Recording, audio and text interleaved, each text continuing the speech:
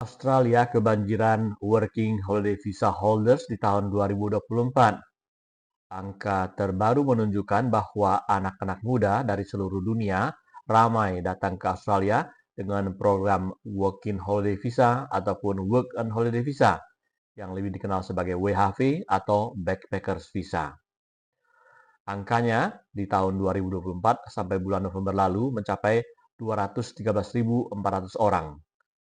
Ini adalah untuk pertama kalinya angka WHV berada di atas 200.000 orang.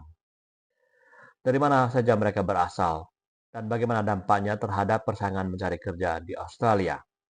Halo, nama saya Sastra Wijaya dari Melbourne.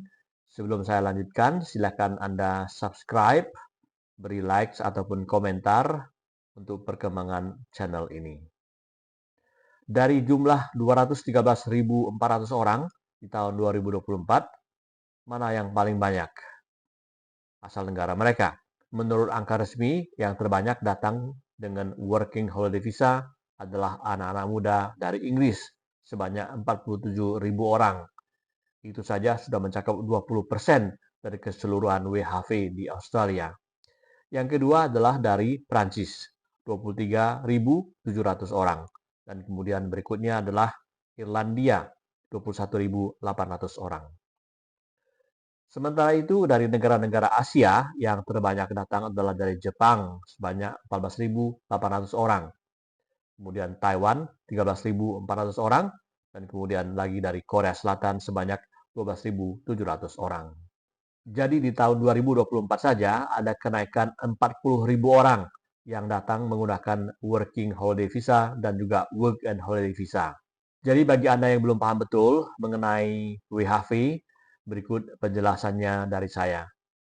Jadi visa ini diperuntukkan untuk anak-anak muda yang berusia antara 18 sampai 35 tahun. Dan bagi mereka yang berasal dari negara seperti Inggris, Prancis, Irlandia, Italia, Jepang, Korea Selatan, dan Taiwan, visa mereka disebut Working Holiday Visa. Visa yang nomornya adalah 417. Untuk negara-negara ini, jumlah orang yang datang tidak terbatas. Jadi sepanjang mereka memenuhi syarat, mereka bisa mengajukan diri untuk mendapatkan visa tersebut. Visa ini populer di Australia dikenal dengan nama Backpackers Visa. Visa dengan nama yang hampir sama adalah Work and Holiday Visa, visa nomor 462. Nah, visa ini diperuntukkan bagi anak-anak muda berusia 18-30 tahun yang berasal dari negara-negara seperti Indonesia, Vietnam, China, Thailand, dan beberapa negara lain.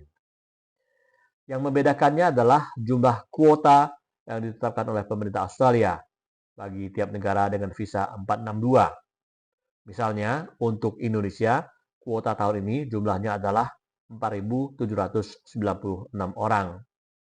Dan pemerintah Indonesia beberapa bulan lalu sudah menyelenggarakan apa yang disebut sebagai surat dukungan untuk WHV dalam satu batch saja. Jadi angka 4.796 orang itu sudah dibagikan sekali saja selama 1 tahun. Jadi balik lagi ke WHV tadi, ada perbedaan nomor visa antara mereka yang berasal dari Indonesia maupun dari Inggris. Tetapi setelah nantinya mereka tiba di Australia, persyaratannya hampir sama.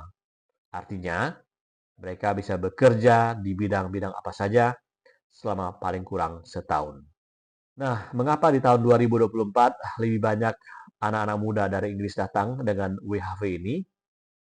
Pertama adalah bahwa sekarang tidak ada lagi syarat harus bekerja 88 hari di daerah regional bagi anak-anak muda asal Inggris tersebut untuk bisa tahun kedua dan tahun ketiga.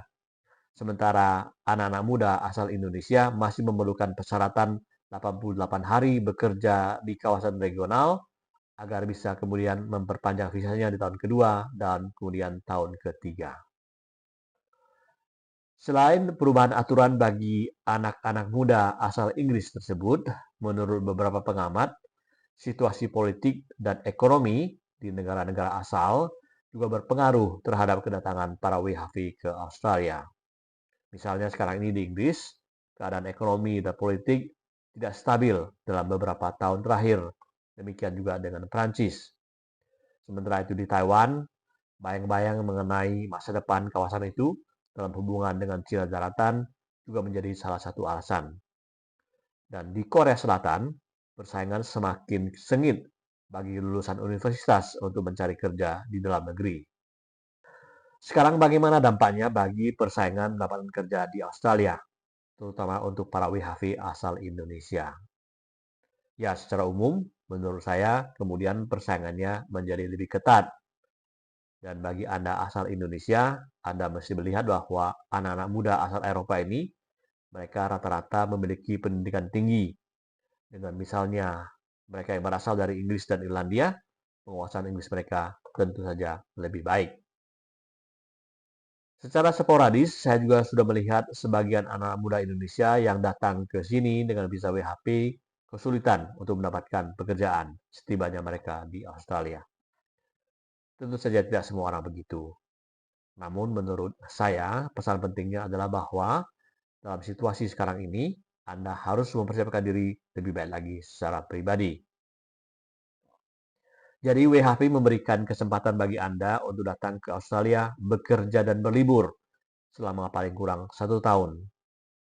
Anda mesti melihat ini sebagai sebuah pengalaman hidup yang mungkin tidak akan Anda alami lagi di masa lainnya.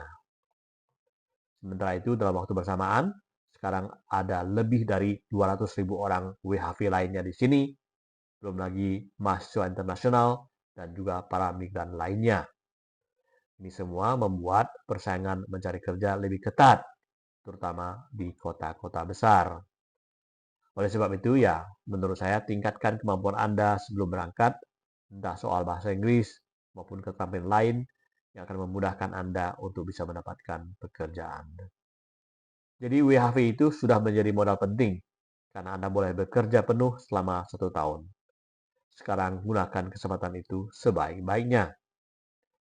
Jadi itu saja informasi terbaru dari Australia kali ini bahwa di tahun 2024 ini sampai akhir November, untuk pertama kalinya jumlah pemegang WHP melebihi angka 200.000, tepatnya 213.000 orang. Itu saja dari saya, Sastra Wijaya dari Melbourne kali ini. Sampai jumpa lagi.